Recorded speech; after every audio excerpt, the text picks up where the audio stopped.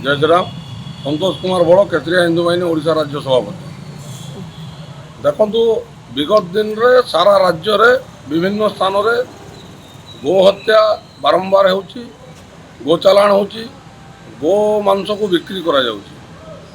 आपण माने जानिथिबे गोमाता को आमे पूजा करू, गोमाता को आमे माँ रूपे ग्रहण करतो हिंदू समाज। आप देखु गत 10 दिन तले गजपति जिले में गोटे ट्रक रे गो चमड़ा जबत करा जायतिला। आम धन्यवाद दौचु गजपति जिला प्रशासन को। विगत किछि दिन तले 3 ରୁ 4 दिन तले कटक जगतपुर ठारे गोटे गोमांस बोझे ट्रक को धरा जायतिला। कटक पुलिस द्वारा 18 टन गोमांस थिला। सेमिति किछि घटना बलांगीर जिल्ला रे मध्ये घटी जायछि। यही 3-4 दिन तले लुईसिंगा निर्वाचन मंडली रे गोटे कंगारू कोर्ट कथा सामना को आसला। 3-4 जन व्यक्ति मिसी गो हत्या करथिले एवं कंगारू कोर्ट नाम रे तांको समाज लोक तांको शुद्धिकरण कर देथिले, जहा कि संपूर्ण निंदनीय घटना। जी भूल करिछि से दंड पाइबा निश्चित आवश्यक। कंगारू कोर्ट करी तांको क्षमा कर दबाटा एटा ग्रहणीय नुहे। हिंदू समाज प्रति या कठोर घात होइछि। हिंदू समाज प्रति यह बहुत दुखद घटना। से आम पुलिस प्रशासन, राज्य सरकार, जिला प्रशासन को अनुरोध करुचु कड़ा कार्यानुष्ठान ग्रहण कर। आउ गोटे घटना घटी जाइए बर्तमान बलांगीर जिला बंगमुंडा ब्लॉक सिंधेकेला थाना अंतर्गत झलप बोली गोटे गाँ अच्छी। से गाँव में जड़े व्यक्ति राजीन सुना विगत दिन धरी बारंबार से गो हत्या करुला एवं गो हत्या करी गोमांस को बिक्री करुला एवं से और ता परिवार लोक गोमांस को भक्षण करुले।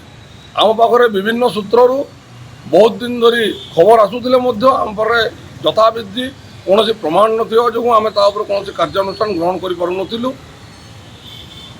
आम बारंबार खबर पाइला परे आम केसरिया हिंदू बाहिनी ब्लॉक स्तर में जिला स्तर में गोटे टीम गठन करूँ।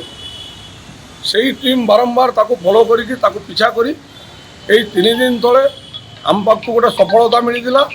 सी झलप ग्राम पाखरे थिबा जंगल रे गो हत्या करी सेठू मांस बिक्री करुला एवं निजे मांस खाइबा नौला।